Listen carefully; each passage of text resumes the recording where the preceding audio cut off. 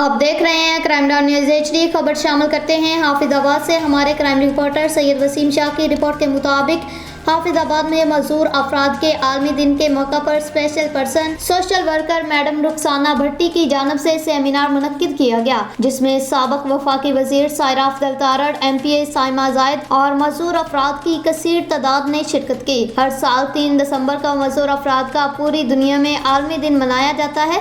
یہ دن منانے کا مقصد معاشرے اور ترقی کی تمام سطحوں پر معذوروں کے حقوق کو فروغ دیتے ہوئے عوام میں شعور بیدار کرنا ہے کہ اسپیشل پرسن کو معاشرے میں برابری کا حق دیا جائے، جس کے لیے حکومت کی جانب سے بھی کام کیا جا رہا ہے۔ انٹرنیشنل ڈس ایبلٹی ڈے کے موقع پر اسپیشل پرسن افراد نے حکومت پاکستان سے مطالبہ کیا کہ 3% نوکریوں کا کوٹا بڑھا کر 7% کیا جائے اور ہمت کارڈ میں فٹ ٹو ورک کی شرط ختم کر کے تمام معذور افراد کو ہمت کارڈ جاری کیا جائے۔ اب تک کے لیے اتنا ہی۔ دیکھتے رہیں کرائم ڈاؤن نیوز HD۔ اللہ حافظ۔